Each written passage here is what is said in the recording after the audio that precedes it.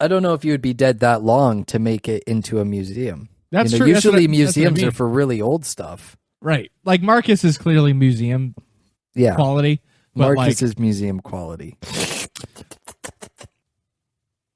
Well, on that note, a professional wet t-shirt contest. We could never do this if we had Marcus here. No, because he'd be like, can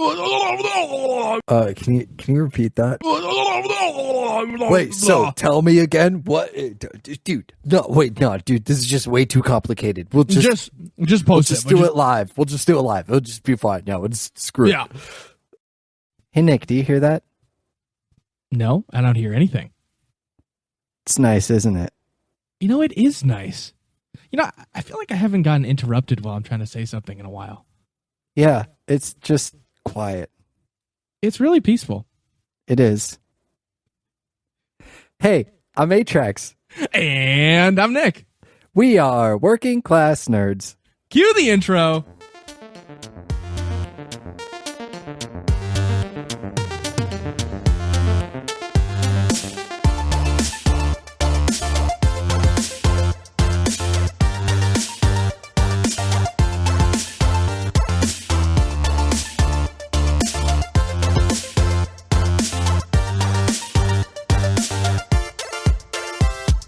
That's right, we are Working Class Nerds, the podcast that gives you no information about your favorite information. And today is Thursday, April 13th, 2023, and you can find this 194 podcast on Apple Podcasts, Buzzsprout, Google Podcasts, Stitcher, Spotify, and anywhere you can find podcasts in the galaxy far, far away. You can also find every single Working Class Nerds episode on YouTube. Just search for the Working Class Nerds podcast or go to youtube.com/MarcusB814. Click on playlist, click on Working Class Nerds, and boom! Every episode past and present right at your fingertips. And guess what, Nick? What? The nerdiness doesn't stop at the podcast because there will be exclusive interviews posted on the YouTube channel in the coming days. Thank you. I love the ad lib. Let's go. Stay tuned to the end of the episode for a sneak peek at the epicness. We'll have a nice little bundle of snippets for you. And go check out the YouTube channel for those exclusive interviews. Speaking of epicness, you can watch Marcus epically get wrecked in Elden Ring and Destiny 2 Tuesday nights, Saturday nights, and Sunday nights at twitch.tv/MarcusB814. And you can watch me play video games every single Monday night at twitch.tv/NickVern51. You can also find us on social media. Marcus is at MarcusB814. I am at ATRAX_A. And I'm at Nick Vern. That's NICKVR. And in this week's episode, it's the Nick and ATRAX show. Once again, Marcus is on his way to the airport right now for a family trip, and that means it's time for a roasting. You already heard a taste of it in the intro. But seriously, there's been a lot of Star Wars news we want to talk about. Of course, working class questions. And you'll get your snippet of the of our PAX interviews, which we'll release on YouTube as well in totality. But first, ATRAX, what have you been up to? Thank you so much for asking, Nick. No problem. Again, it's nice to be able to just immediately have the floor before being interrupted, while being asked about what I've been up to. Right, and not have somebody go, wait, before you talk about your week, I just want to talk about my thing because I'm more important than everyone else. Yeah, and you know what's funny about that intro that you did and that thing that you said like 20 minutes ago? Yeah. Oh, good times. Marcus, you're awesome. So, anyways. I have been trying to finish the season pass for Call of Duty, the Modern Warfare 2 season pass. Okay. And I failed. Okay, season 2 was rough. Season 1 I felt like, season 1 was longer, so I had more time. Season 1 was the first battle pass I had ever completed. And this same. one I failed miserably. I think I got to 56, 57%, somewhere in there. Yeah. I got all of the weapons, so that's good. Me too, yeah. I missed the blueprints, obviously. Well, some of them. The blueprints I don't care too much about, though, because you can always, like if you just level up the gun, you can remake it, Like but the pro tuning. Skins, man. Well, it's the skins, all about the skins. There are, yes. Skins equals wins. But yeah, I agree. Even the pro tuning, you can just find the numbers on YouTube or somewhere, I'm sure. Right. But this kind of marks me probably being done investing a whole lot of time into it. Maybe like not at all. Now, I'm not saying that if Rayu or you are playing, I won't, I'll definitely join in and come hang out with you guys. Sure. But I think I'm just going to move on. I think I've sunk like 130 hours into it. Damn. Which is the most that I've put into a game, a Call of Duty game in years. Yeah. So, that's kind of, it's like, well, hey, that's pretty good. Yeah, 132.7. So it's like I played it for a good amount. I got my money's worth out of it. I don't think I'm going to buy the new season pass. I'm just going to pass on it. I'm going to pass on it. Pass on the pass. I got it. And move on to other stuff because there's just too much going on. I totally get it. Especially too, now that they announced that they're not supporting it for 2 years, that makes me a lot less invested. I'm like, well, might as well dip out now instead of investing for another 3 months, Right. That makes me, the not having 2 years thing makes me nervous about how the quality of the next game that comes out. Right. Because like that team is going from like, oh, cool, we have an extra year to develop this thing to, oh, fuck, we got to get this out by November. You know what I mean? Yeah. And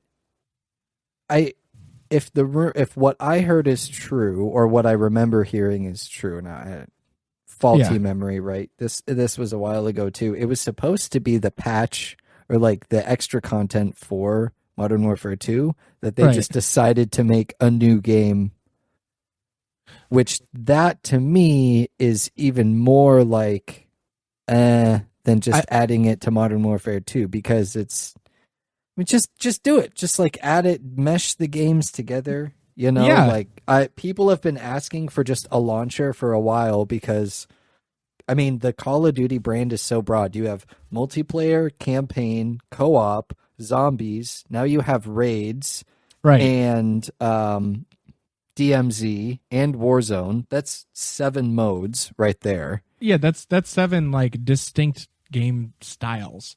That and then within those you have different modes too. Like in Warzone you have like solos, duos, trios, quads, and then like you have like the resurgence variant. So you like there's and then of course all the millions of kinds of different games in multiplayer.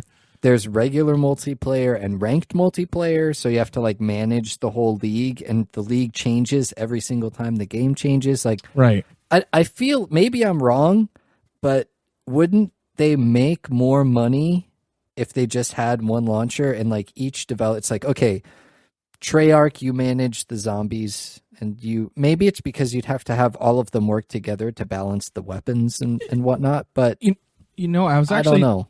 I got some insight on. I was talking about the different Call of Duty games at practice this weekend with. Here's a little preview to the future with our guest next week, Connor Walsh, who used to work in like anti-hacking and like anti-hacking in terms cybersecurity. Of like, but within video games, he used to work for Rockstar. Okay. Oh, nice. He worked on, I believe, GTA 5 Online and a lot of Red Dead Redemption 2. Okay. So he, he'll be on next week to chat about that. But basically, he was saying, I thought that all the Call of Duty games ran on the same engine and just the different teams worked on it. But he said, no, they're different engines.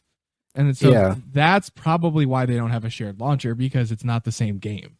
You know what I mean? Right. Well, they have a shared, but you know what I'm saying? Like, it wouldn't be just an update.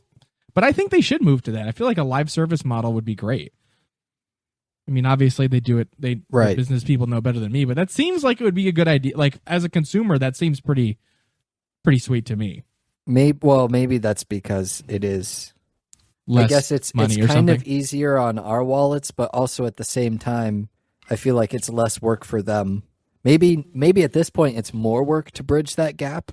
Right. Then I feel like after they set that up, it would be less work if all three sort of variants of the game have the same engine, and then you're just like, okay, this studio did this one, this studio did this one, and I think it's not even one studio. It's like I'm pretty sure Treyarch and Sledgehammer and Raven, or like a bunch of different studios worked on this game.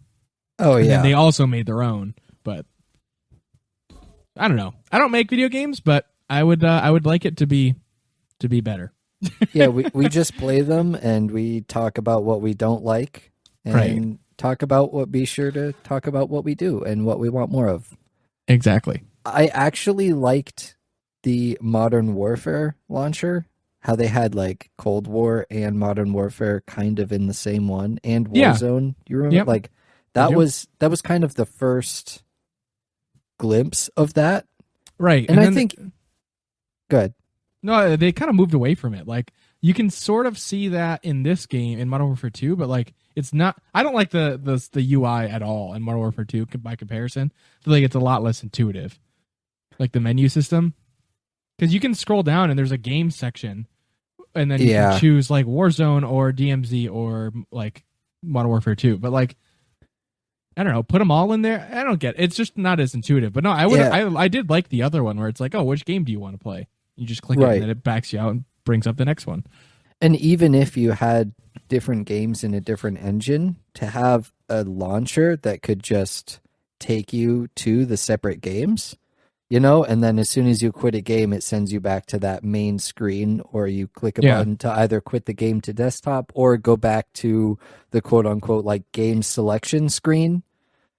Yeah. Or even if you had one main launcher and then people paid like $20 to access multiplayer, $20 to access zombies, $20 to access campaign.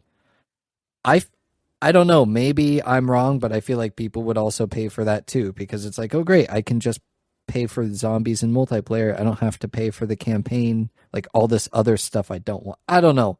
I feel like there's a lot of different ways that they could go about it than just making a new game every year. Because it seems like they go game and live service. Service. Yeah.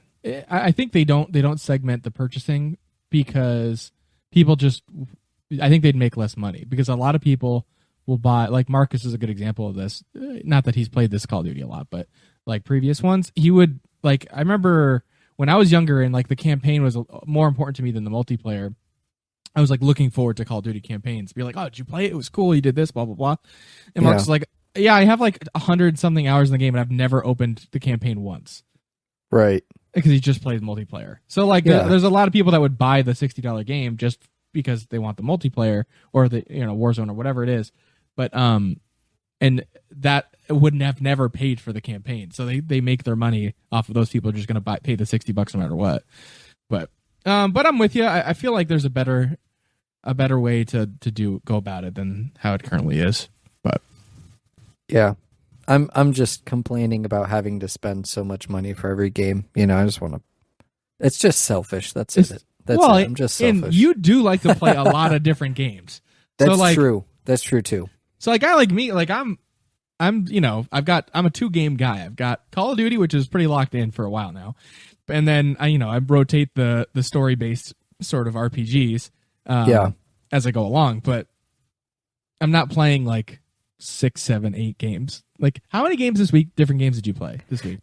You know what's funny? Someone asked me that earlier today, and every single time I tell them, I get a different like response. Some people are either really shocked, they're like, "Whoa," or other people are like, okay," and they're like concerned. Yeah, they look at me like, "You okay?" Do you need to talk to somebody? Should I call you regularly? Right. Yeah. Yeah. No wonder you look so sad at work. I feel like everyone looks kind of sad at work. Like, yeah, that's true. Like, I mean, I don't know, unless your job is like a professional, like wet t-shirt contest judge or something like that, then, that's a pretty sweet job. I'd be smiling at work. But then I don't know. I don't know, Nick. I feel like after a while you'd just be like, it's 45 degrees out and I'm spraying water. It's cold. Well, no, you're just the judge. You're off to the side. Oh, you're a judge. Oh, that's a good point. Yeah, and you're just like 7 or like, whoa, 10. Or you're like Simon Cowell. Yeah. My V-neck is deeper than yours. Yes. You see, the dancing was great, but I gotta say the way the implants sit is just, it didn't resonate with me. For the crowd or whatever, I don't know, some Simon Cowell-esque. You had me at first, and I realized they were fake. 1 out of 10. Yeah. They just hear boom, bananas, tomatoes flying by the judges' table. Yeah. Exactly. All right. So to answer your question, then you have Atrax in the middle, who's just high as a kite, and he's like, "I think they're great. 10." No, that wouldn't be. No, that wouldn't be me.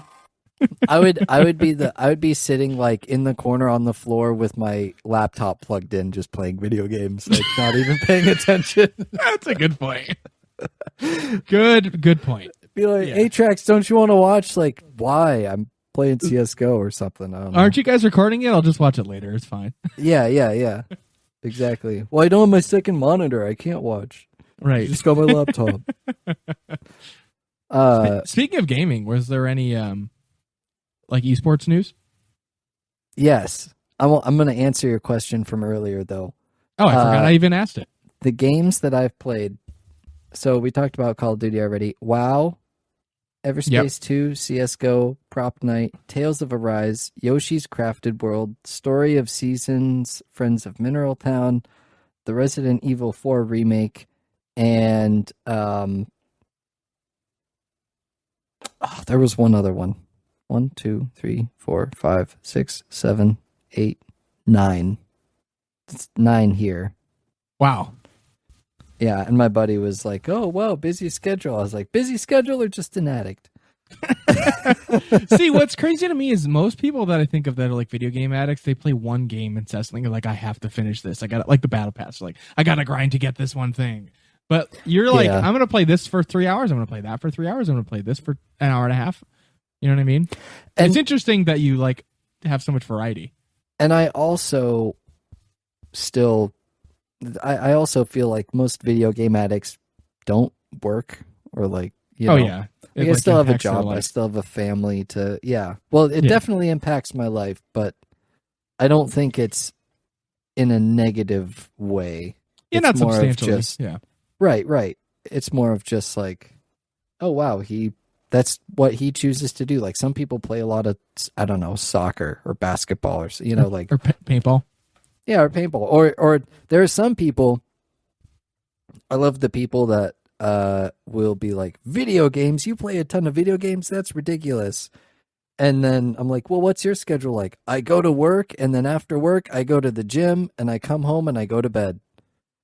Right. What do you do on the weekends? I usually go to the gym, I'll work out, and then I'll go swimming, and then I'll go get something to eat, and I'll go back to the gym. I'm like, what? Come on, you're just trading one addiction for the other. Like I'm still healthy. We're doing the same thing here. Yeah, right. Like my video games are your gym. It's the same fucking thing. Yeah, right. As long as we're healthy, productive members of society, if we choose to spend all of our spare time playing video games, who cares, right? Exactly. It's the working class nerds way. Right. Working class nerds. You work, you do your nerding. All right. Yes. Thank you for looping it back after this long sidebar. The esports news, I have been watching a ton of the Blast Paris Major RMR qualifiers. So these are the regional qualifiers for the final Counter-Strike Global Offensive tournament ever. Oh, wow, not final Counter-Strike tournament. The final CS:GO major tournament. There will be other tournaments, but this is the last Valve-sponsored major. There's always 2 majors a year. This is the last one. The next major will be Counter-Strike Source 2. Right, the new game. The new one, which is releasing sometime this summer. Sweet. So it's definitely all eyes on the qualifiers. Pretty much all of my teams have qualified. I've got like 6 teams that I cheer for. I'm one of those people where there's all sorts of different players that I enjoy watching. And so then when they kind of spread to different teams and, oh, well, this team was once together and I really like this core, but now 3 of them are over here and 2 of them are still here. And I kind of like the players that they matched up with. So now I'm cheering for both teams. So, you know, like kind of as leagues, as I'm sure most sports fans know, as leagues grow and you sort of with time you watch them and teams split off and you cheer for different teams. I don't know. You just really get invested in enjoying the game really no matter what team you're watching. But I have quite a few. One North American team that I was really cheering for is in Team Liquid. They're in, and Cloud9. Or wait, are they in? I don't know. Anyway, Cloud9 are where in. are Liquid and where are they both from? Are Team they just Liquid? gaming? Are they just gaming teams? They don't have. It's not like Columbus Cloud9 or something, or like. Yeah, no, they're not. They're not tied to a specific area. They're just the North America region. Got it. And then there's like the European region. So you got NA and EU, and then there's the Asia. I think it's Asia Pacific region. Okay. And Australia. That is a country. I can't remember. Right. And I forget what the other one is. But there are quite a few regions. All of these qualifiers are going on. Everybody wants to make it to the major. A lot of the teams that I've been cheering for have qualified. All of the big names that should be qualified are pretty much qualified, at least for my personal picks and whatnot.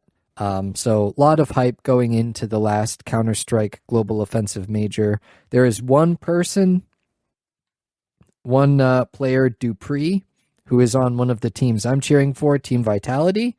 He is the only person to have attended, at least as far as I know, to have attended all of the CSGO majors. Wow. So even though maybe they lost in groups or something, doesn't matter, attended all of them, officially played in all of the CSGO majors, and he won 4 of them. So damn. He must be old. He must be so old. I think he's in his 30s. He must be almost as old as Marcus at this point. Probably. That's you're getting 30. into He's 30. You're getting into fossilized territory. Yeah. Born 1993. See, Boomer. that's funny. My boomer. That's funny because my joke to my ball busting of Marcus just completely backfired because he's closer to my age than Marcus is. Oh no! I'm 28, so I'm basically 32. It's the same thing. He's my age essentially, but but you're not. But you're not over 30, right? That's true. Can you imagine? Oh, I know. Man. I'm definitely dinosaur bones, but I'm not fossilized. You know. There's a difference. I'm not in a museum yet. If you dug me up, it'd be oh, this is a decayed animal, a Tyrannosaurus body. I don't know. Would you my analogy's be in a here. museum? You would probably be in some local history. I don't know if you would be dead that long to make it into a museum. That's true. Usually museums are for really old stuff. Right. Marcus is clearly museum quality. But Marcus is museum quality. Right. Museum quality Marcus. Museum quality Marcus is the name of the episode. Museum Marcus, yeah. Oh, I love it. Okay. But yeah, so the Blast Paris Major is super exciting. Check out I don't know how long it's running for. I imagine it's running for a couple weeks. I will have more updates on that as I stop getting lazy and look for them. But we'll have random watch parties when I have time. I'll just hop into the Discord and start streaming it. Doritos and Rayu and Nick, and we've had quite a few different community members stop in and say hello. Dickles is another one. Oh, yeah. So shout out to everybody that stops by for the random watch parties. I know I literally never announce them, and it's just if you happen to be looking at the Discord. So always go check the Discord and see if we're hanging out there, especially on the weekends. That's when we usually, Friday, Saturday, Sunday nights, Pacific Standard and Eastern Standard Time nights. That's the best place to find us in the Discord. Perfect. Yes. Agreed. I really enjoyed the watch party that I did. Those are fun. Oh, yeah. I watched the UConn championship game there for basketball. Yeah, the basketball game. That was fun. I'm not a basketball fan at all, but it was just fun to just hang out and watch it with other people. I wish I used to, quick sidebar, I used to the girl I dated in college, she studied abroad for a semester and I didn't. So we were apart for a whole semester of school, but we would try to watch stuff using these terrible apps to watch a show together. And like if I just used Discord, that would have worked way better. Although you can't do that with certain shows, but like I remember I tried to do that with House of the Dragon with Marcus on HBO Max. Yeah, there's a workaround that you have to do. There's a couple settings you have to adjust. Open it in Tor like Google or something. Chrome and stuff. No, it's just like you have to disable your hardware acceleration, I think, or something like that. Yeah, it's like a couple things, and then it makes it so that Discord doesn't recognize that it's like a prohibited stream content or something. I don't know. Yeah, I don't know. It's a very legal way of doing things. Yes, definitely That's all legal. I know. Yep. Yeah, definitely. But anyways, it's cool. Watch parties are cool. Yeah, watch parties are a lot of fun. Be sure to check out in the Discord for our Blast Paris major random watch parties that never get announced, and it'll probably be very hard to find. But if you do, man, is it a gem to find. Oh, yeah. You know what else is a gem to find? Games on Switch. Even though this is a super popular one. I've been trying, so the past couple of weeks, it happens pretty regularly where I have these patches where it's a little difficult to just like fall asleep. And so I have to, because I used to, normally I can just lay in bed at the end of the day, within 10 minutes, I'm out. But sometimes I will lay in bed for an hour or two before I actually fall asleep. And it's usually because I'm just like too busy and I'm focused on so much stuff that I just, my mind is still really, really racing. So in order to calm down, I've been playing one of two games when I feel like it on my Switch for an hour before bed, or maybe half an hour, depending on the day.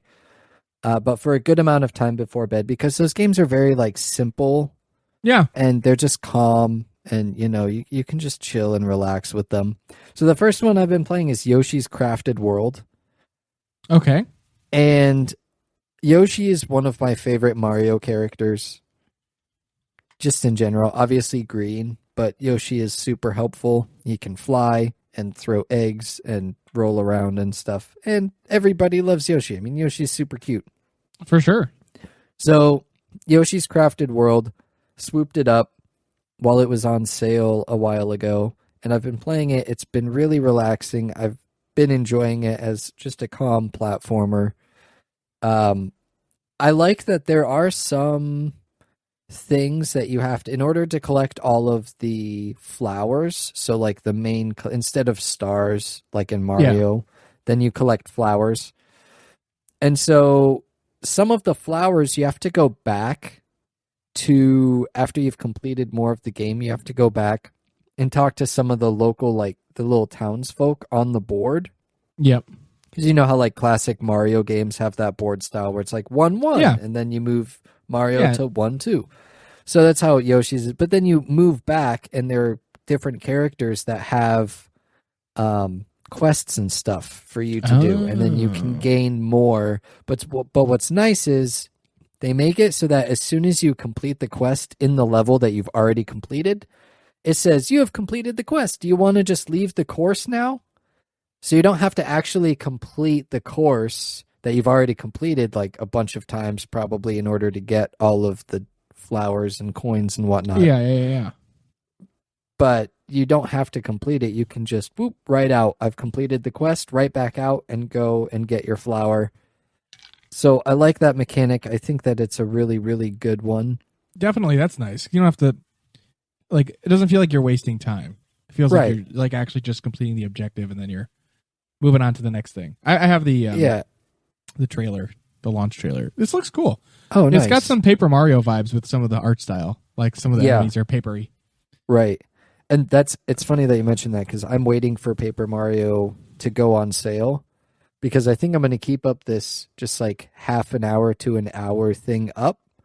And already what was on sale for Mario Day, because, March 10th, Mario, it was... I never knew that. Okay. Yeah, Mario, March 10th. Got it. I got it.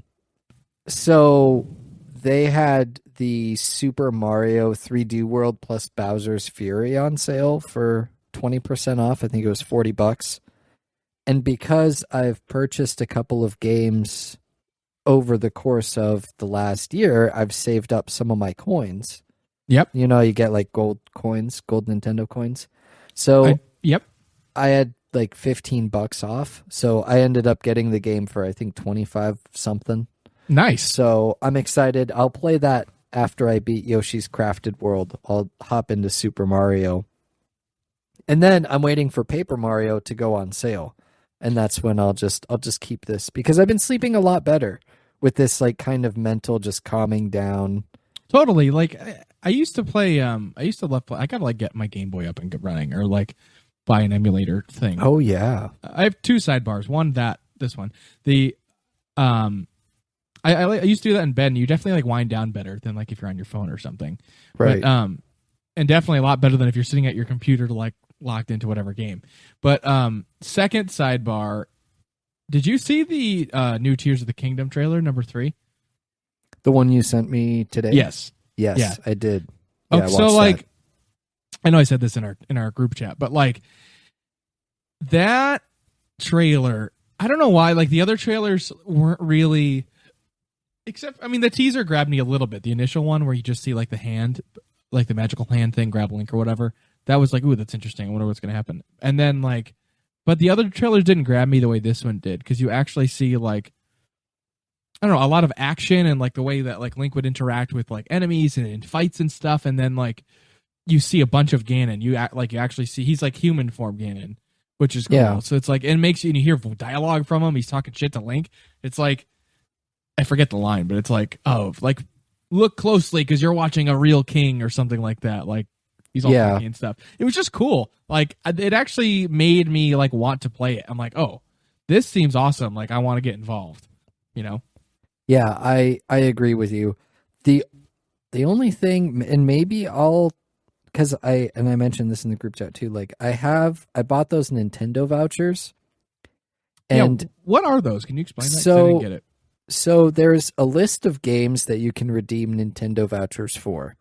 Okay. And you can purchase 2 Nintendo vouchers for $100. So the kind of the idea is like you get $20 off of 2 Nintendo games that are on the list. Oh, I see. Okay. So, for example, I got Super Mario Strikers, and for my first set, I've bought a couple. But for my first set, I bought Super Mario Strikers and Xenoblade Chronicles 3. Okay, yep. So I got those 2, and normally those would be $120. So it's like I saved, quote unquote, saved $20. Sure. Yeah. And those 2 games I played a ton of for the flight between back and forth between Boston, and I still play those just occasionally. But now, because games are moving up to $70, then you're really saving like $40. And they have Legend of Zelda on there. They have the new game on there. So some games that you can pre-order, you can redeem for a voucher. Oh, nice. So yeah, so you're essentially, that's cool. So you can just pay $50 instead of 70. And the vouchers, you just have to buy 2 at a time though, right? Right. So it's $100. Nice. So it's like it is $100. You have to pay $100, but you get 2 vouchers. Right. And they're good for a year. That's so sweet. You can save them for 8 months. And in 8 months, if there's a game that comes out, so like now you can redeem it for Legend of Zelda. So it'd be like, Link or the, I don't know when the release date is for that game. I forgot. I'll look it up now, but continue. But so because it's a pre-order, right? Then you can get it on launch and you have, oh my God, it comes out soon, May 12th. Oh yeah, next month. Dun, dun, dun. Wow, pretty much a month from today. Yep. Wow. Well, that's crazy. Fucking awesome. I'm excited. Yeah.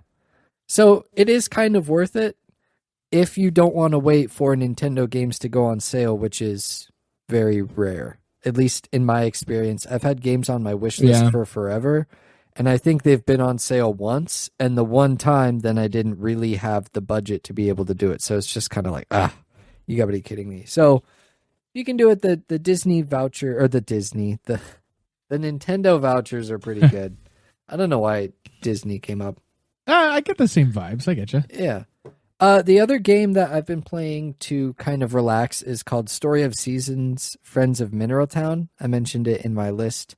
That is a Harvest Moon game. Well, it's not a Harvest Moon game. It's a Harvest Moon style game, but it's basically Harvest Moon. You have a farm. Is that kind of like Animal Crossing? Yes. So it's kind of like Animal Crossing, except it's not real time. Uh-huh. So Animal Crossing is like you do all your stuff and you can't really do anything until the real world tomorrow. Yep. Well, in Story of Seasons and Harvest Moon, time passes at regular intervals, like it's game time.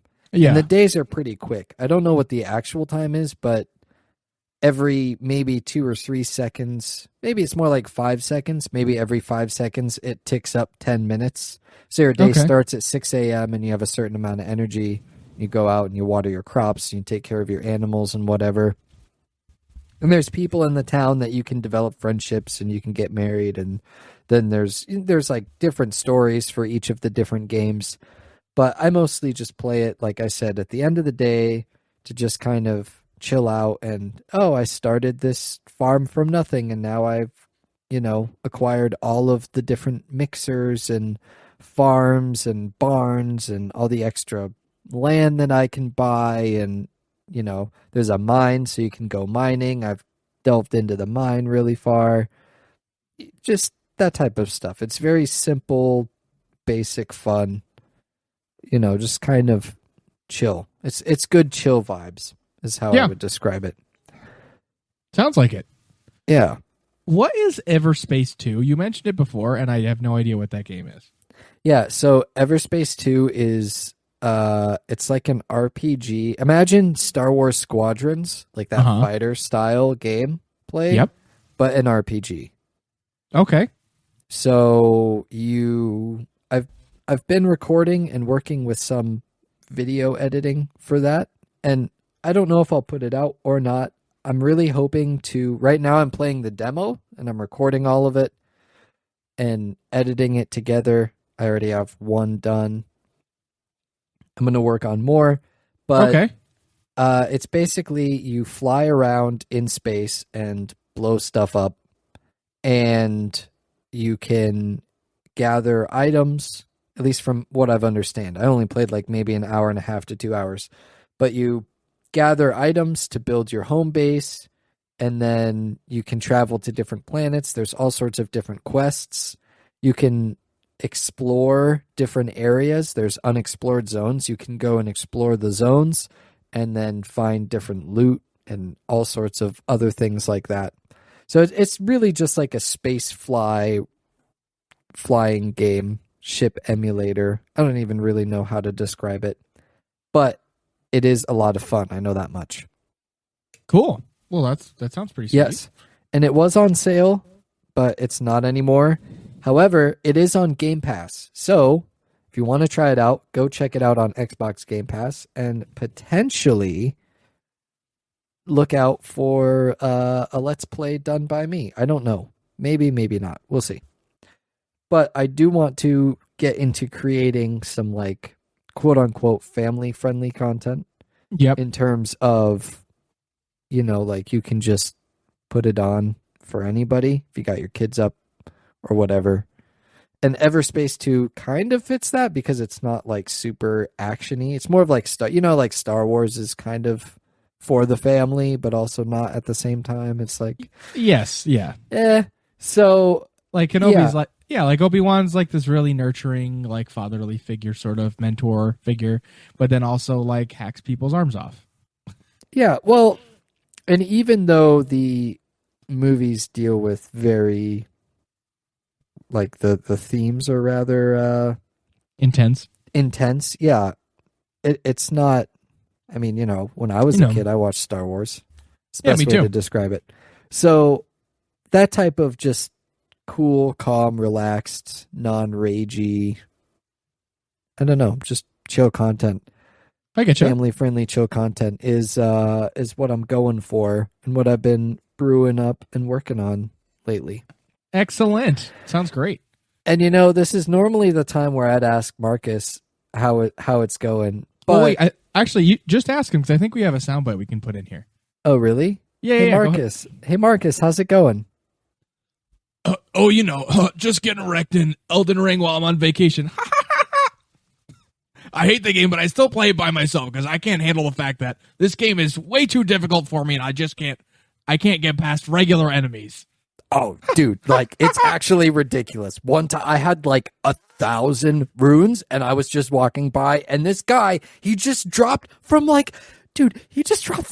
nowhere, bro. And he killed me and I lost all my runes. It was actually ridiculous. I raged so hard, but you know what?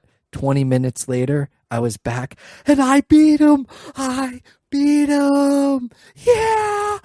Yeah. This is great. My impression of Marcus was a lot better in my head, but well, we're leaving it in there. Oh man! So Marcus, you're awesome. Nick, how have you been doing? I'm pretty good. I have also been playing a lot of Call of Duty. If you couldn't tell from what we were talking about earlier, I was grinding the Battle Pass for Season 2 as well. I got to probably about the same point as ATRAX did, between 50 and 60%, somewhere in there. Yeah. I did play a little bit of Season 3 before the show. I kind of like it. I'm using the two guns are like a bullpup, which is where the magazine is in the stock of the rifle, bullpup assault rifle, which I did not unlock yet, and I chose to go unlock the intervention first. So I have the new sniper rifle. And I will say that thing's pretty sweet. It's got really fast ADS time. My gripe with that, the way they balance it, is there's a lot more idle sway in that gun than a different sniper. So you can get down your sight fast, but you're gonna have to adjust a little bit more once you're there. I do remember though that the original intervention had quite a bit of that. Yes, so unless it seems you like had the attachments and stuff to the attachments. That's the word I was looking for. Does it have the original sound? I don't know. I don't remember the original sound. Well, I'm sure I gotta look it it's up on now. the YouTubes. But I'm enjoying it. Season 3 is pretty cool. There's a couple new maps. If you buy the Battle Pass bundle, which I actually did because I don't know, I wanted it. I've been playing a lot of Call of Duty and I like to treat myself sometimes, and it was like $30. So there you go. I just want to do it. And all the aesthetics for the skins for your operators are a lot of black and gold, which I think is cool. It's just, I like the gold stuff. Matches the gold guns that I'm trying to get. But the gold guns. Gold. Yes. I'm trying to do, I don't remember what Goldfinger or Goldmember's voice sounded like in Austin Powers, but that's pretty fun. I'm looking forward to that. I think Season 3 is cool. I'm looking for, is the raid out too? Did that come out with it? Do you know? Hold, I don't know. But I'm looking forward to playing the raid. I really liked episode 2. And that was way better than episode 1, so I definitely want to beat that raid with ATRAX and Rayu, and maybe, just maybe, I'll do it on a Monday night. In no spoilers, I won't spoil anything, but Mando episode 7, that's the penultimate episode of the season in Season 3, was way better, finally. I feel like this season has not really had good overall story arc direction. Seems like it just sort of meandering a little bit, which other seasons have done that too, but there was still an overarching conflict. So I feel like this season has been without conflict largely, without a overarching conflict. And so this episode finally got that going. A lot of crazy stuff happened, a lot of cool things, and I really enjoyed it. Nice. Looking forward, I'm pretty pumped about going to Texas for paintball. And 2 weeks from today, I'll be leaving. I fly out next Thursday. So I will not be on the show in 2 weeks, but next week I will be. I'm playing in the NXL Lone Star State Major Tournament. Oh, nice. Do they make you use extra large paintballs? Because everything's bigger in Texas. No, no, it's just way hotter and I die. That's all. Oh, okay. Yeah. Last year there was a tournament in Dallas that I played, and that was fucking awful. I legit got heat stroke the first day. Ooh, that was rough. Yeah, because you can't. You can't. You don't have like special T-shirt No, padding, no. I mean, extra padding for hot climates. Well, no, you don't want. You want less padding in the hot climates, but like I meant ventilated. My bad. Yeah. No, it's all just your regular jersey, which is all like moisture wicking and stuff. But like, Right. you're still wearing long pants, long sleeves. I wear a head wrap, which is like a mesh do-rag essentially, and then it's a paintball style. Don't be judging me, non-paintball people. And then a headband. So like your head's covered, you're mostly covered because you want a little bit of fabric when you get shot. If you get shot by a paintball in bare skin, it sucks. Yeah, it hurts. Yeah, and like I don't know, that's just the style. Like you wear long pants, like the jerseys are long sleeve, the whole thing.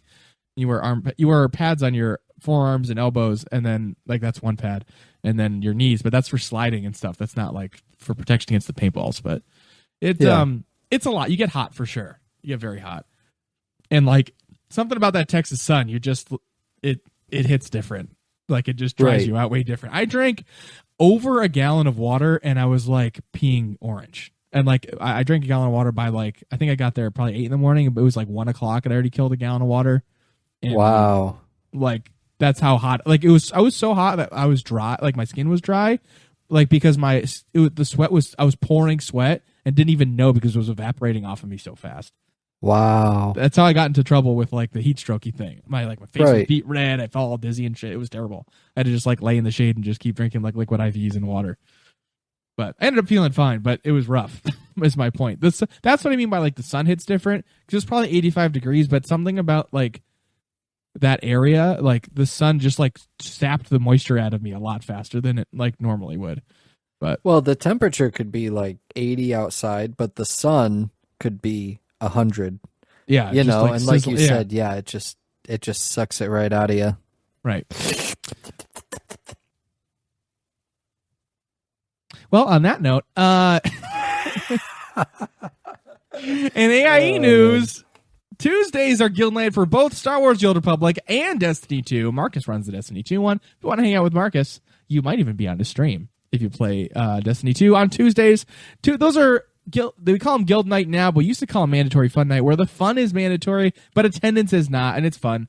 Usually you get together, play some just frivolous content. I know Marcus likes to do a lot of like private PvP to end the evening with all the folks. If you get a lot of people in the Destiny 2 guild night shenanigans. So it's always pretty fun. And if all this sounds fun to you, go to aie-guild.org, get our Discord information in the top right-hand corner of the website, look for that purple button, and ask for a guild invite, whether or not you play Star Wars: The Old Republic, Destiny 2, World of Warcraft, Pokemon, Guild Wars 2, Lord of the Rings Online, Elder Scrolls Online, whatever game you play, so do we, and we would love to have you. And with that, I gotta pee. So we'll be right back. My God, what is taking him so goddamn long? Nick, hurry up, man. It's all that beer you're drinking. Come on, bro. Rose before hose, man. Get off Snapchat. Meanwhile, back on the ranch.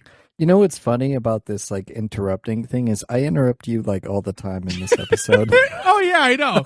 We do it to each other constantly, but like since Marcus is not here, we're just making it seem like he does it all the time. We're just making it seem like it's only him that does it. Right. It's fantastic. Good time. And we're back. So today we're talking about some awesome Star Wars news that we got from Star Wars Celebration this week.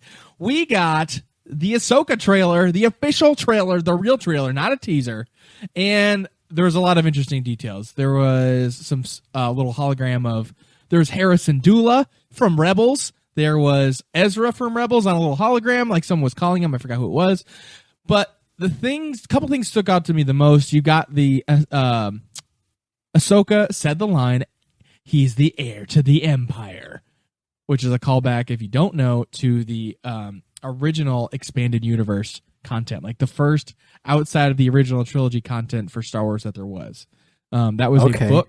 That was a book released in, I don't know, the mid to late 80s somewhere, called Heir to the Empire, that focused on my favorite character in all of Star Wars, Mithran Yorodo, also known as Grand Admiral Thrawn. So he is a Chiss species, so it's blue skin with glowy red eyes. and he's a master tactician. So he was a Grand Admiral in the Imperial Navy, so he had like his own fleet, and he was high in the Chiss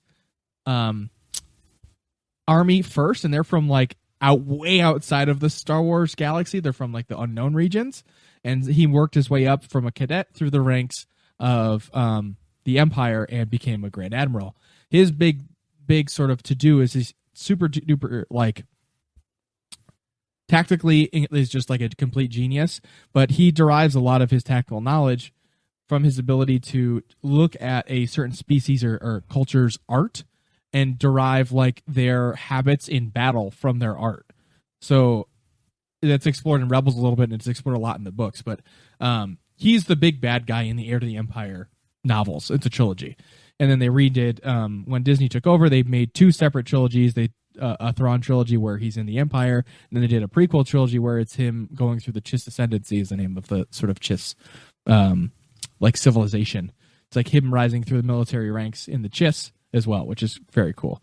So anyways, he's been mentioned a bunch of times a couple times, once in The Mandalorian, and then again, of course, in this, he was in Rebels. He was last seen with Ezra Bridger from Rebels.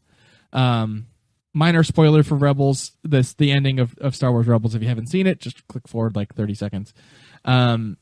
We last saw Thrawn with Ezra Bridger, who's like a Padawan that just basically at the end of Rebels is like a Jedi Knight, and they're fighting. And the way that Ezra gets them out of the conflict is he uses these essentially space whales that can travel to light speed, and right.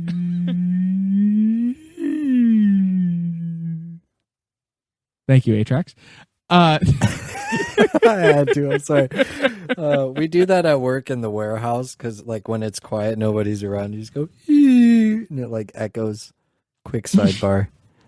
That's funny. So anytime someone says whale, I have to do whale noises. Of course, you're basically Dory. What the hell was I talking about? Oh yeah. So, all right. Well, Dory. Hey, if you've checked back in because you're avoiding Rebels spoilers. Fast forward 30 seconds again. Yeah, sorry. So Ezra Bridger, like he's a Padawan at the beginning of the show, is a knight by the end of it. Summons whales. Fighting Thrawn. He has like this force connection to animals. He summons these space whales called the Purgil, which you actually saw in Mando season 3 for like one of the early episodes, just a glimpse. And they travel to light speed with Thrawn and him to you don't know where. They're just gone. And then the end of that, like it fast forwards like I don't know a certain number of years, and Ahsoka and Sabine Wren, who's also in this trailer, adult Sabine Wren, who's a Mandalorian gal. It leaves off that they're looking for Thrawn and Ezra, like they haven't found him. And then of course we see in Mandalorian season 2 that Ahsoka is still looking for Thrawn and Ezra. So she asks that not Empress, like the head lady of that village they come across, that like, hey, where's Grand Admiral Thrawn? So that's all super interesting. But what I thought was really interesting, and I had not seen anything about or like heard of before, where you get in the Ahsoka trailer, you get all the whole cast of Rebels essentially, aside from the big purple guy, which you saw in season 3 of Mando. But his name is escaping me. Anyways, the two characters that I've not seen before that are shown in the trailer pretty prominently are these two orange lightsaber wielding Force users, and they're dressed in all black robes. One's like an older gentleman that has sort of short gray hair, and then like a sort of bushy but like well kept gray beard, and he looks a lot like Valkorion from Star Wars: The Old Republic. And I thought that might have been Valkorion, and that would have been a cool story to talk about, but it's not. Then the other characters similarly like dark robes, dark orange lightsaber, and looks kind of like Milana Beniko, where she has like a similar haircut, but her hair is actually white instead of blonde, and she has like really light eyes, like unnaturally light colored blue. I think it's super light blue eyes, or maybe even white. But their names are different. I don't remember their full names, but their names are Skull something and Hati something. And apparently, Skull and Hati are these two pairs of wolves. This pair of wolves in Norse mythology, where the Norse sort of story about the end of the world, where they called Ragnarok, Skull and Hati are these wolves that perpetually are chasing the sun and the moon across the sky. And I think that's supposed to be like, that's why the sun and the moon move across the sky, because they're running away from the wolves. Well, in Ragnarok, when Ragnarok happens, Skull and Hati catch the sun and the moon, and they go, and the sun and moon die. So that's part of the like apocalypse lore. So them naming Skull and Hati those two dark, sort of orange lightsaber wielding characters in very dark robes, seem like they're dark side force users, but their lightsabers are not red, so they're not Sith. So I think honestly, between the Skull and Hati reference and then like the orange colored lightsabers, I think these are dark Jedi that we've never seen before. And especially because like, I especially think that because in this trailer, you get Ahsoka saying heir to the Empire. And in the Heir to the Empire novel, the original one, there's a dark Jedi whose name I forgot. That's supposed to be as powerful as Palpatine and like really a big deal, and that's one of the main antagonists. So that like fights against Thrawn and things like that. So I think that's what this is supposed to be. It's like a dark Jedi and like an apprentice or like an upstart. I don't know how the dark Jedi philosophy really works, honestly. I think it's roughly something to the effect of like, yes, they think that like you should be able to use all sides of the Force, not just the light side, and then the Sith are like too evil. Essentially, is their philosophy. But long story short, I'm super pumped for Ahsoka. Like, I think I might be more pumped for Ahsoka than I've not been super satisfied with Mandalorian season 3, so I'm super duper pumped for the Ahsoka series.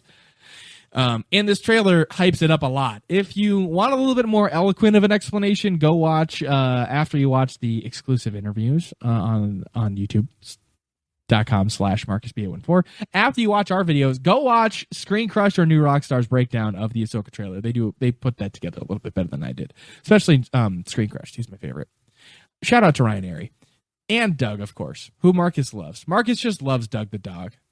Doug's Marcus's favorite. In fact, I challenge you this: if you listeners can go and tag Marcus in a post in whichever channel on the Discord you want, just find a picture of Doug the dog from the Screen Crush YouTube channel and say, "Hey, Marcus, I heard you love Doug so much. I just wanted you to see this picture." Just say that, post in the Discord, and you'll get a prize. I don't know what the prize is. It might be nothing. It might be a crisp high five. It might be a sticker. It might be a Working Class Nerds mug. I don't know yet. I'm going to figure it out after. I'm flying by the seat of my pants. But it's all worth it because it's going to make Marcus mad. So... Yeah, it might just be the appreciation of the entire community, but know that Marcus will be, oh, dude, you got to be kidding me. You got the community involved now? Oh, you got this is ridiculous. First the waffles, then the pineapple, and then the push for pink, and I've got Doug the dog everywhere. Oh, no. You know, maybe I should just leave the podcast because clearly I'm not even wanted. Marcus, come on, man. Yeah. Oh, man. I'm gonna get that laugh he does on stream down at some point, but I've clearly not nailed it yet. Yeah, that's like I can't do it. An impressionist, I am not. So also at Star Wars Celebration, 3 new Star Wars movies were announced. That's a big deal. They're not related. It's not another trilogy. So it's 3 separate movies set in all totally different time periods, which I really appreciate. I'll start with the one that I'm sort of the least excited about, only because I don't have a lot of faith in the character. But the first movie is directed by lady named Charmine Obaid Chinoy, and I might have butchered her pronunciation there. But she was the director of Miss Marvel and lots of other content that I just was not familiar with. But this movie is set 15 years after the rise of Skywalker and follows Rey as the protagonist of the movie while Rey is restarting or sort of redeveloping the Jedi Order. So that's set after the whole Skywalker saga, totally unrelated. But I'm not super pumped about that because I have such a bad taste in my mouth from the sequel trilogy. It was so bad. So I'm like, and like that's nothing against Daisy Ridley and her acting or anything like that. So like I'm just hoping that this is a fresh start. It's like, the writing. The writing was terrible. It's the writing. The writing was horrendous. So like, you know, I like Daisy Ridley. I think she's a really great actor/actress. I forget how to say that properly. She's great at her job. Very talented. Super talented. Did a great job as Rey, given the terrible material she had to work with. But so I'm like the least like sure it's going to be a good thing. You know what I mean? I'm with you because, and this is solely off of just like I just don't know, Gut right? feeling, Like you said, Rey restarting the Jedi Order. To my first initial thought, like the idea is just like why, right? Like I don't know why. They're out of all the things that you could do with Rey. I don't know. With Rey, with Star Wars in general. I know we'll talk about the other two movies too. Yeah, of course. I just mean, I trust Disney as a company to, and maybe I don't anymore, but I generally trust Disney as a company to have like the foresight to be able to, especially after with Marvel, like being able to set up a good universe, and they already have the super strong foundation for one. Yeah. Like why I'm just questioning like why is this the direction? And when you have like, and I think a lot of fans will kind of be in the same boat where it's just kind of, if you're already going in with that perception and then it's not super good, then the potential for it to be very negative is very high. Yeah, totally. But I mean, to sort of dispel, like I'm also skeptical of this for the record, but to dispel some of your sort of concerns, I guess, the director, Charmin Obaid-Chinoy, who I think I'm mispronouncing that, but she directed Ms. Marvel for, Disney and the whole Marvel franchise. That ties into WandaVision, ties into Captain Marvel, ties into the Avengers, Infinity War, like everything that like Captain Marvel was in. She like this ties into that and sets it up for the future. Sets it up for a future movie, The Marvels. So I think that's the name of it. But anyways, my point being, if somebody knows how, like this person is clearly well versed in like tying together a larger universe and like telling a story within that univerce, right? Like and I thought Ms. Marvel was okay. It wasn't a great. I don't think that was like a great story, but I think it was executed really well. It just wasn't the source, like the comic material is not great in my opinion comparatively to other Marvel content. But I think the show was done really great, and this person clearly knows how to make something great in a larger universe with lots of lore. So like, I think the tools are set up properly, and like I'm getting the vibe that it's like a fresh start for Rey. It's like, okay, this is a cool character. We want to talk about a time period that's after those movies. So it's 15 years after. That's a pretty good chunk after. So it's like just long enough to where whatever happens in those movies is not really relevant anymore to the story, but you can like grab a character that you're familiar with and still bring him with you, bring that character with you. So I think that's what they're doing with Rey. Because if you're going to pluck a character out of that franchise, you're going to pluck the main character. You know what I mean? Yeah, of course. So I guess, I'm skeptical because of how bad the sequel trilogy was, but if you're going to do it and you're going to continue, take a character out of that, like I get it. And I think it sounds like this is set up pretty well. So I'm like optimistic, but skeptical, But anywho, the thing that I'm like, I'm going to talk about these in the order that like, of how confident, excited you are. Excited, yeah. So the second thing, it's actually, I bet you're going to be surprised that I'm excited the most about this other one, but second most excited is actually the movie that's going to be directed by Dave Filoni. Now, I fucking love pretty much everything Dave Filoni touches. I love Clone Wars. I love Rebels. I love his work. Every Mandalorian episode he's directed has been an absolute home run. And I think Jon Favreau is great too. Jon Favreau wrote all of season, I think almost every episode of The Mandalorian. He wrote all of season 3, and I don't love season 3, so my faith in Jon Favreau has gone down a little bit. But Dave Filoni's never directed an actual like big blockbuster. I don't think he's ever directed a movie, and he's directing this movie that's going to wrap up the Mandalorian story, Book of Boba Fett, and Ahsoka, telling about how like the New Republic falls and it leads into the First Order. So it's going to wrap up all those storylines once the shows are done. So that's exciting because of the content, but I'm a little nervous that Dave Filoni is directing a movie, his first movie ever, and it's like a big epic Star Wars movie. But his other content that he's made is so good that like it's probably going to be great, Do you? I don't know do all these characters survive into the First Order? Mando, Boba, Ahsoka, like canonically, or do we just not know? We just don't know because they're not like around. Like they're not directly They're involved just in the not conflict. present. Right. Yeah. Okay. So this So in theory, they could answer it. Yeah, they could be around. They just don't know what the heck happened. Like what they're doing. Right. But that's interesting. That's great because it sounds like that'll be a cool wrap up for those shows. I'm really enjoying. The Mandalorian is probably one of my favorite TV shows ever. Definitely some of my favorite Star Wars content. Not season 3, but season 1 and 2 for sure. And then those couple episodes of Book of Boba Fett. But yeah, and I'm super looking forward to Ahsoka. So I'm excited about this movie as well. But the movie I'm most excited about is directed by James Mangold, a name that I was not familiar with until I was typing it in my notes. But he directed a couple different movies. But most prominently, he directed Logan. Did you see Logan back in 2017? Oh, yeah. So I'm going to Google his... Logan, fun fact, Logan was one of the last movies that I've seen in a theater. Oh, no kidding. Like within top 10, maybe even top 5.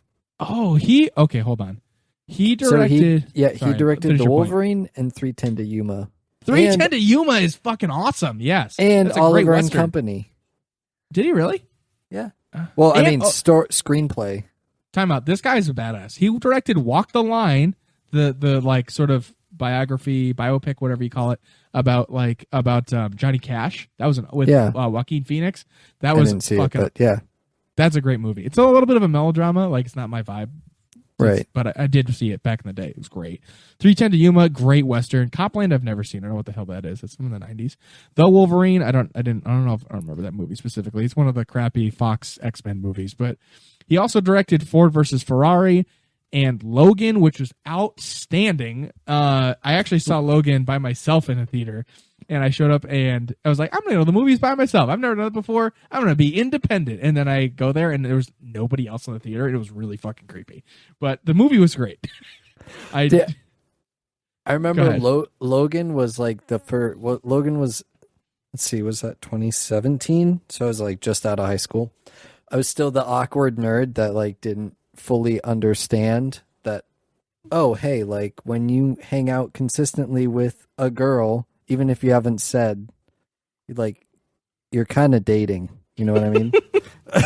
So, like, Logan was the movie that, because I didn't really think of it, but I was just like, oh, yeah, shoot, I'm inviting her, like, all the time. Oh, well. To things. And Logan was the movie where she showed up without any friends, and it was just her and I was like, oh, you didn't bring any date. Oh, okay. All right, great. Cool. All right, let's go. I'll buy you some popcorn. And then it was like, all right, yep. Cool, we're good.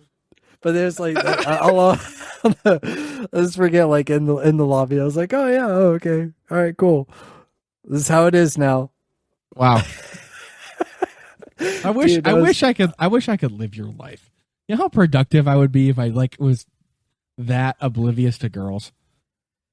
It's like by comparison, it's right? got its pros and cons, man. Like and I don't mean to like say that in a negative context, right? No, I got we're all you. different people. I'm just like, yeah, like it's more of a negative towards myself because it's like that's such a giant part of my brain power that gets taken out all the time. Yeah, well, it's time, it's money, it's effort. Oh my god, all it's the above, dude. Yeah, emotional, it's a ton. Emotional damage. I started with the accent and I pulled out of there, but I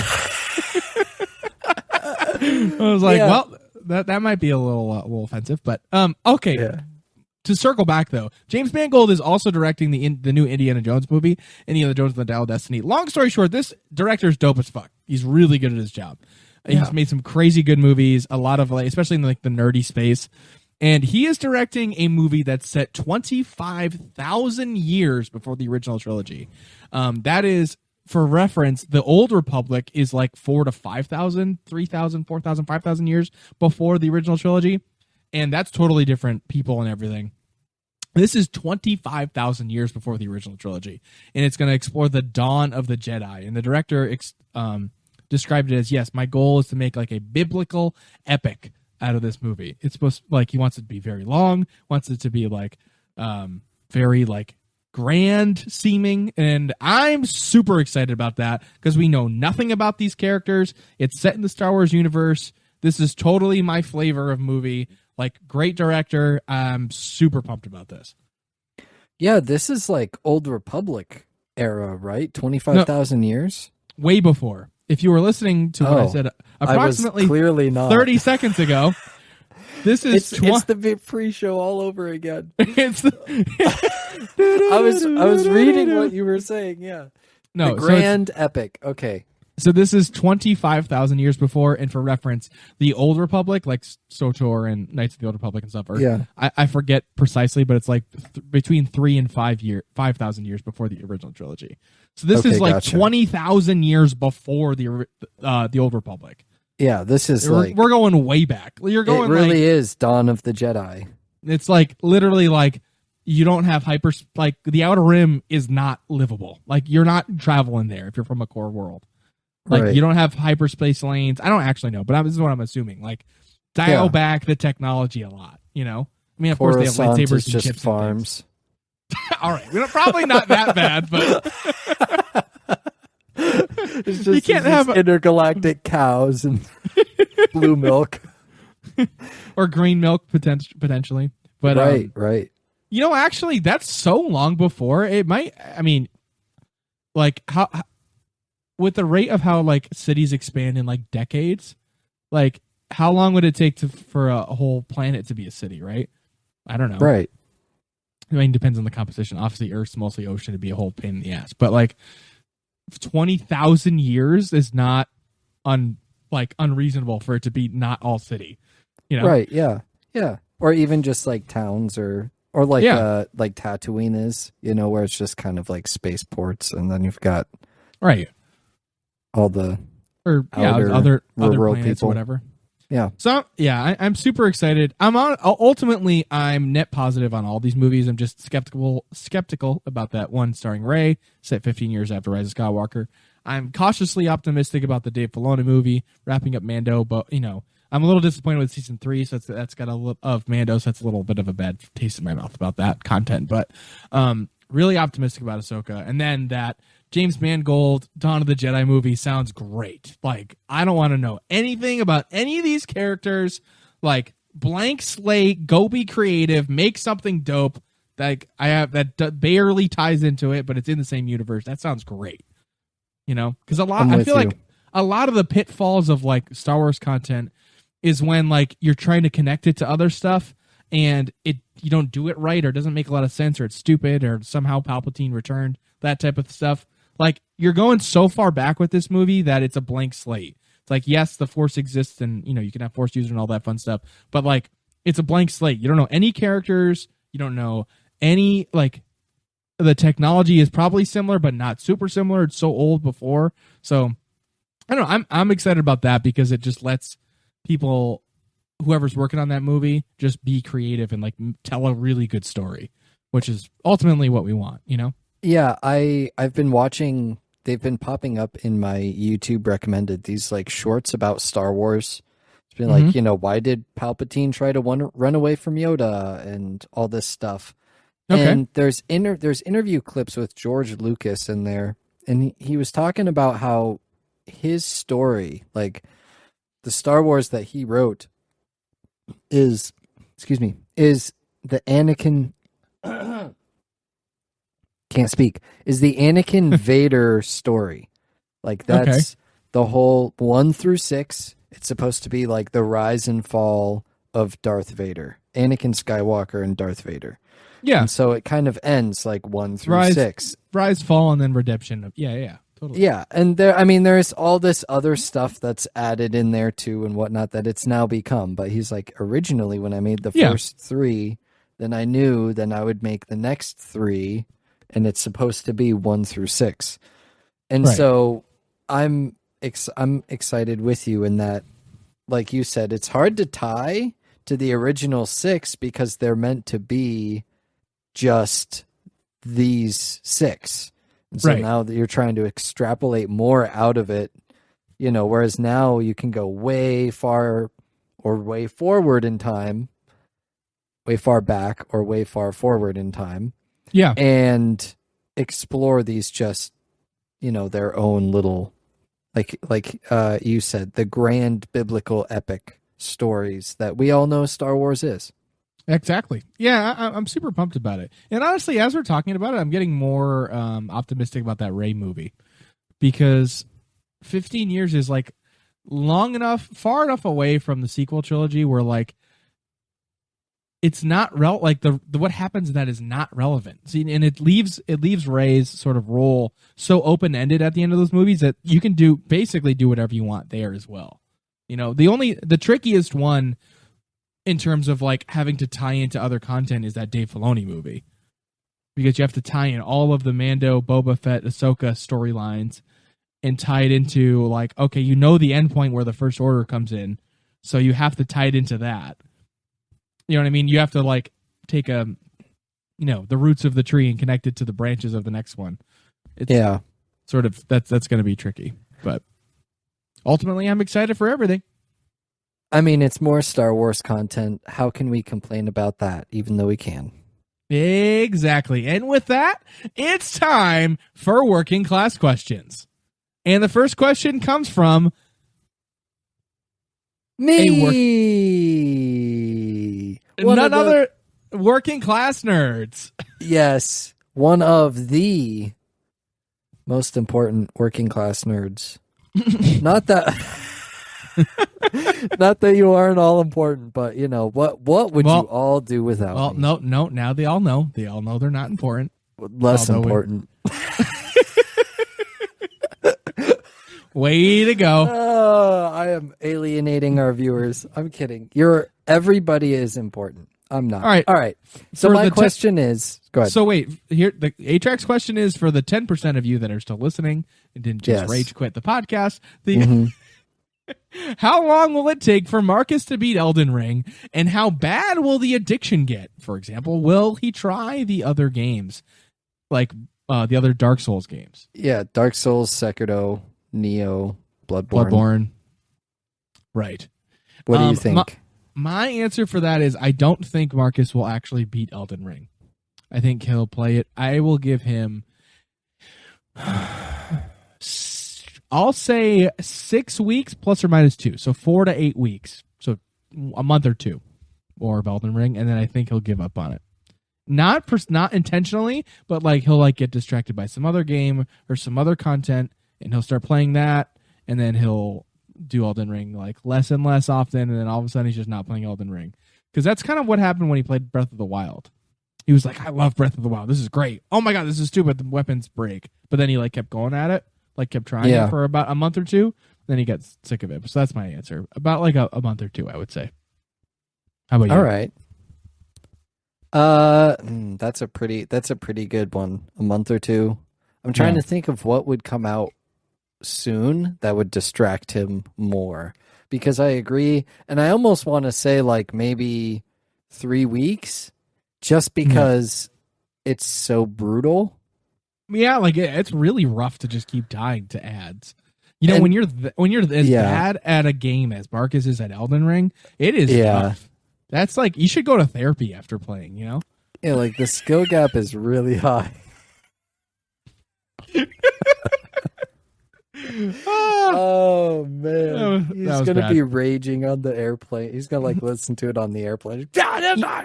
You know what? That's why he was telling me to email BetterHelp.com for a sponsorship opportunity.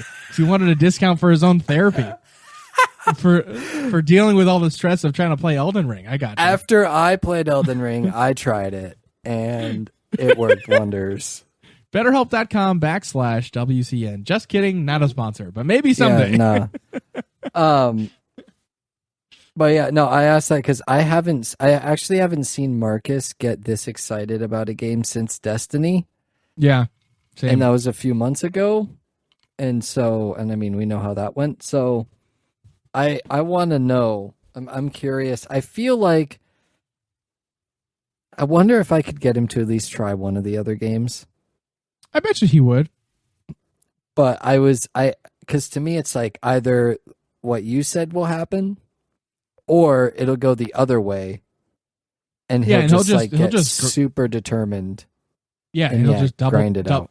That's exactly the phrase I was going to use. Or he'll double down and put on stubborn Marcus hat, like the bowling ball guy that's on the bad team from X-Men. Juggernaut, I think his name is. Oh yeah, with the big old helmet, just headbutts everything. That'll be Marcus just being determined, putting his head down, and going through all the walls until he beats Elden Ring. Yep, that's one or the other. It'll fizzle within a month or two, or he'll just bulldoze through it. Or never play Destiny 2 again. Yes, never go back to the other games. Right, and then he'll his wanting to play more than one game will be subverted once again. Yeah, exactly. We also have a bunch of questions from Quinn, aka Tarquin, aka the master of the Fashionista channel in our Discord. What is the first question from Quinn? Quinn asks, "What's the best fruit to go with waffles?" I have a decently strong opinion about this, and it's mostly to do with the mouthfeel of fruit with waffles. Okay. Atrax, do you have any thoughts before I have two answers. I have the real answer and I have the meme answer.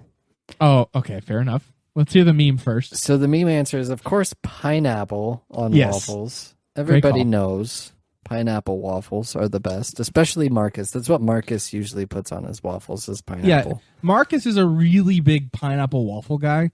Yeah. And if you're listening to this, next time Marcus streams, you should just put pineapple emojis and waffle emojis back to back in his stream. Just keep spamming it the whole time. Don't say anything else. Well, you can say stuff if you'd like to, but don't explain the pineapple waffle combo. Just put it out there, and it'll be a thing. Next thing you know, Marcus will have a pineapple waffle combo emote. Yeah, and don't make it weird, but if you ever see him in real life, be sure to buy him some pineapple waffles. Exactly. Yeah.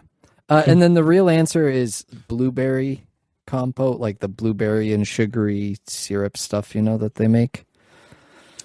What? Like blueberry jam stuff? No, I think it's called blueberry compote, but it's kind of like pie filling. Oh, okay. I think Stonewall Kitchen makes a thing that I like that. No, but how about actual real fresh fruit, though? I think that's what the question is. Oh, I'd still go blueberries. Blueberries? Like actual blueberries? Yeah. I'm going to go bananas.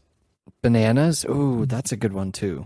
Because, another great answer is strawberries, because the flavor's good, but the mouthfeel sucks. Because, strawberries are usually, excuse me, I'm burping a lot because I'm having a bourbon and Coke on the side here. But the strawberries, the flavor's really good because it's, kind of sweet, but not crazy sweet because you've already got the really sweet syrup going on. Then you've got the waffles to soak it all up, of course. But, the mouthfeel of the strawberries with the seeds, and it's a little extra crunchy, and it's usually colder than the waffle that's hot, and then the syrup is room temperature or whatever. So or hot if you actually have nice syrup set up. So the strawberries seem to clash on the mouthfeel side of things. But a banana is a little softer, it's usually at room temperature. It goes with the waffle consistency better. It's a little bit sweet still, but it's not too sweet to it's a nice balance. It's banana, waffle, syrup. That's my combo. And I'll do you one more, but I know you have a point to make. Go ahead. No, go ahead. I won't. I was going to say, I'm a big, wait, hang on. Let me make sure. Do me one more, Nick. Quinn didn't ask this already. Okay, so I'm actually a big proponent of the peanut butter syrup combo on a waffle. You do That's peanut what butter I was gonna say. And syrup, and then banana, and Yep. That's a whole experience right there. Mm-hmm. So I was gonna say bananas when you do the peanut butter syrup, or if you're gonna do the strawberries, then you got to go whipped cream. Good call. Good call. Strawberry whipped cream waffle. That's awesome. Banana. Totally agree. Peanut butter waffle. I see. For me, I'm just, and this goes into Quinn's next question. Best syrup for waffles. Mine is blueberry or boysenberry. See, I go blueberry. I'm like blueberry everything. That's a great question. I like putting blueberries in the batter and then putting it, and then you get the blueberry syrup over it. Boysenberry syrup is really good too, but that's more for pancakes. See, I've never had boysenberry syrup or blueberry syrup, but I've had like that blueberry like pie filling Yeah. stuff. Like You know what I'm talking about. Yeah, totally. Yeah, I've had it Yeah. before. I think Stonewall Kitchen makes one. It comes in like a glass little container that's like square, sort of. I used to get them at that thing in Mount Washington in New Hampshire all the time to give out free samples of it. And my mom would always, she liked it a lot, so she'd always be like, "Go look for extra blueberry jam things." Yeah. Because they're free samples. But Yeah, IHOP has them. If you I order the would- blueberry pancakes at IHOP, it comes with it. that's cool. So like the blueberry and boysenberry syrups, do they have like is it like the pie filling or is it actual just syrup? No, it's just like syrup. It's just Oh, that's- blueberry syrup. Interesting. I've never had that before. I'll have to go look for it. Do you get it at the grocery store or like a Yeah. Trader Joe's type deal? Both, I guess. Okay. It really depends on your syrup availability because, like, out here we've got all sorts of different types of syrups. We've got agave syrups, and then like the regular boysenberry, blueberry, regular maple syrup, Canadian maple syrup. Like, there's all sorts of different stuff. See, like around here, in terms like syrups, well, agave syrup, I would think of using in like alcoholic beverages, like making a margarita with agave syrup instead of simple syrup. Yeah. But the fruited syrups, I don't think I've ever seen before in a grocery store. Probably because like around here we're so close, like in Massachusetts, we're so close to Vermont and New Hampshire that make really good maple syrup that it's just like grades of regular. Like you have like your regular standard issue like Aunt Jemima or like, you know, regular brand, store brand maple syrup, and then you have like the upgraded ones that are actually from Vermont or New Hampshire. But Right. interesting. Yeah. Quinn also asks, what was your favorite moment at PAX? Listen to the PAX episode where we answered that. I was going to say 2 episodes ago we did indeed answer that. What the hell did I say? I know what you said. It's your profile picture on Discord, but Yeah. just overlooking the whole sort of convention hall after the fact on the walkway there. Yeah, that was absolutely mesmerizing. I was overwhelmed with emotion at that. Totally get it. Go check out the PAX pictures if you want to see what I'm talking about. Oh yeah. I don't remember what my favorite moment was. Something hanging out with Marcus and Atrax. I think for you, it was the Peaky Blinders. I think that's what you said was Peaky Blinders. Well, that was definitely my favorite thing, like game at PAX, but I don't know about my favorite moment. I think my favorite moment was probably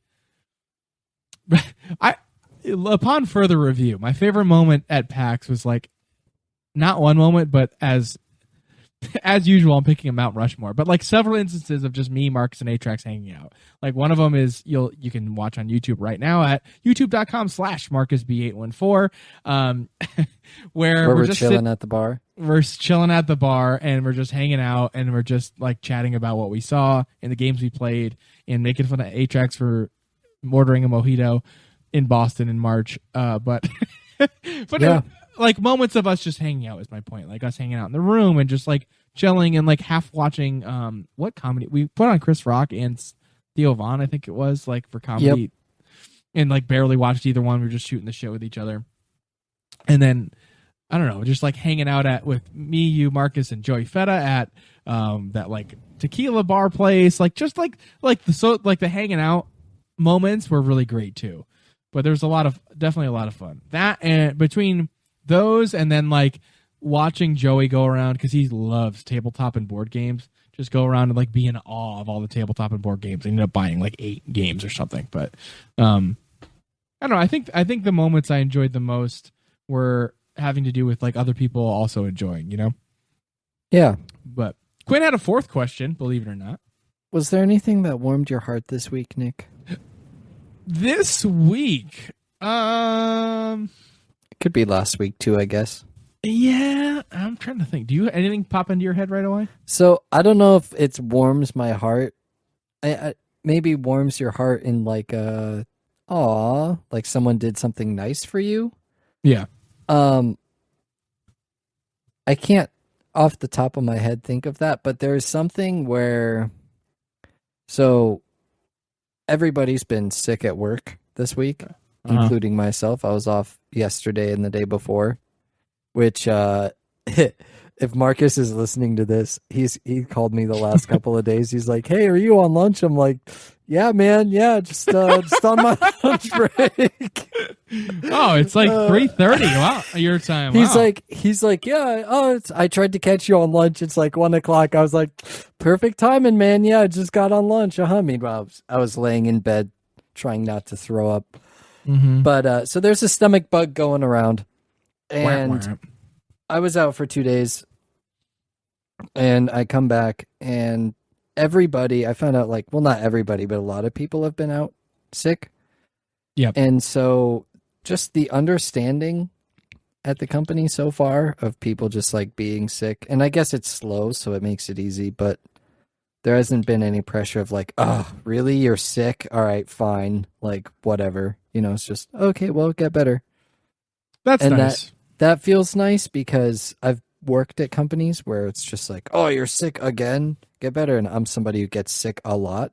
So, to hear that, that made me feel a little bit better too, that people were understanding, because it is going around and people are like they're getting sick. So Yeah. yeah, that was not fun, but it made me feel better that, oh, hey, we're all in this together. Yeah, totally. I feel like when I worked in the emergency department, there was a lot of that, like, "Oh, really? You're sick?" Like the eye squinting, like type of behavior. Sort of like if you had to call out, it was like really frowned upon because it means like other people have to do more work or whatever. But like in the office I work at now, it's totally not like that. It's like, "Oh, no problem. Yeah, stay home, whatever. It's fine. Like we'll figure it out. We got your back." Like it's very team oriented, like welcoming, like very warm receptions. But anything that warmed my heart this week? I don't think so, really. I don't think anything. I didn't have any. Just kidding. I got something today actually. So my sister, Ariel, who's been on the podcast before as like our comic book expert for Marvel-y stuff. She lives pretty far away from us. We live in Western Mass. She lives near Boston, and she's getting a dog. So she lives solo, but she has I kind of have anxiety, but she has a lot of anxiety. So she's getting a dog, an Australian Shepherd, and she's going to have it trained as like a service dog, therapy dog, emotional therapy dog, something like that. Yeah. Like Emotional support. Yeah. But yes, it helps you calm shit down, right? I don't know the precise word for it, but and she told us today that she can go pick up the puppy in April 29th. Oh, that's awesome. Which is when I'm in Texas. So puppy is extremely cute. It's a black and white, mostly black and white Australian Shepherd, and it's going to be great. Australian Shepherds are so cute. They're extreme. Even when they're adults, they're really cute. Yeah. Because I think this is like a mini Shepherd potentially. I don't know if that's a thing really, but like it's not like super full grown. It's like slightly smaller than normal Australian Shepherd. Medium sized, yeah. Yeah, definitely a medium sized dog. Which is good because she has an apartment in Boston. But it's like it's gonna keep her active. It's a super smart dog. So like it's like can be trained. And my sister is like crosses all the T's, dots all the I's. She absolutely loves dogs. Like babysits Marcus's dogs all the time. Like her boyfriend's dog like loves her. She's like it's like the favorite. Likes my sister more than like anybody else in his family. Right. Super dog person. So like I know it means the world to my sister. So like knowing that like, oh my God, that you have like a date that you're gonna go get the dog is huge. So like I know she lives near Boston. I'm flying out of Boston to go to Texas. So on my way back, I come back Monday, May 1st. I'm gonna stop by her apartment and like hang out with her and the dog and see the puppy and everything. It's gonna be great. But so that's pretty heartwarming. Post pictures. That's awesome. 100%. Of course. I'll post all the pictures. And I'll have my sister take a picture with the dog. And I'll use that for my dating profiles. Oh, is that your dog? No, it's my sister's dog. But we can go visit it after we're dating. Yeah, exactly. No. Yeah, just reel them in. We have one more question from Rayu. He asks, if at MarksB814 were in this scenario, how many waffles would he want? And he posted a video. Atrax has seen the video. I have not, so I am not. It's from Jeffrey Dallas. All right, I believe it's a music video called Waffles. It's just a YouTube video. Wait a minute, Rhett and Link are in this? Yeah. This is like years ago. I was, I think, oh my God, this is I was a old. preteen, maybe a teenager when this came out. There are no more waffles. So basically, this guy eats the whole box of waffles by himself So the and scenario doesn't leave any waffles for Rhett and Link. Yes. So in this video, for those who have not watched it, if you want to watch it, go check it out in the Discord. Yep. Basically, this video is someone is sitting there. This roommate is sitting there, and he has a stack of 12 waffles on his plate. And Rhett and Link are the roommates that are pissed off that he took all the waffles. And it is the argument back and forth between him and those two. And then at the end, you find out that it's like it's supposed to be a sales pitch for waffles. And there's some other comedic effects and things like that going on. I'll save some of it for those that want to watch it. Good old Julian Smith videos, waffles. But if Marcus were in this scenario, Marcus would be the one sitting there with the stack of 12 waffles, be like, sorry, I woke up early. I got here. I want to eat 12 waffles. Sucks for you guys. Actually, he'd be more like, oh, dude, you should have got up earlier so that you could get these waffles. Because like, oh, these waffles are so good, dude. Right. There's maple syrup on these and all sorts of stuff and dude, it's so good, man. It's absolutely so good. As ATRAX would say, it's top tier. Oh, that's totally going in the intro. Well done, ATRAX. Oh my god. Yeah, no, I agree. Marcus would have all the waffles. Mm-hmm. I can't believe you had your leftover dinner next to you to do that sound effect. That was fucking perfect. Whew. Oh man. Oh my god. Speaking of Nick, Marcus. Yeah. Yeah. I was going to say. Actually, you go first. I was just going to say, you know what's been not happening a lot this episode? What? Like, we haven't been interrupted a lot. Did you notice that? Yeah, I feel like I've interrupted you occasionally, and you've interrupted me. But generally speaking, we get to get through our sentences without being interrupted for some just random nonsense. Right. But you've got me thinking now, Nick. Don't you think we've kept the people waiting with our random nonsense? We've kept them waiting for their exclusive sneak peek. That's right. It's time for the exclusive sneak preview of our PAX East interviews. We're here with Max the Gray, AIE legend. My name is James Pratt. The game is Amanda the Adventurer, and I'm the game designer, video editor, project lead. And the voice of Wooly the Sheep. The games like post-apocalyptic, Mad Max, Death Race 2000, or Car Wars, for example. The whole idea, cars and guns, pretty much.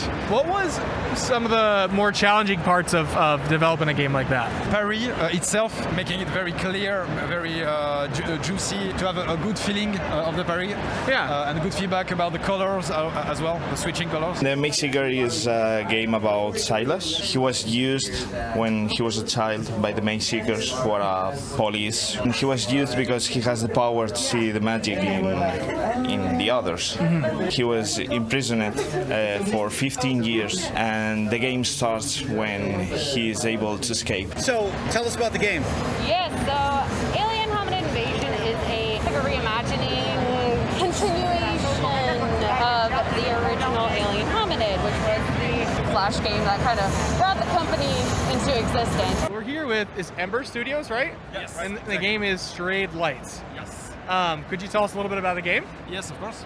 So it's a game where you are going to fight your inner demons. What are you guys talking about in here? Find out next episode of Working Class Nerds.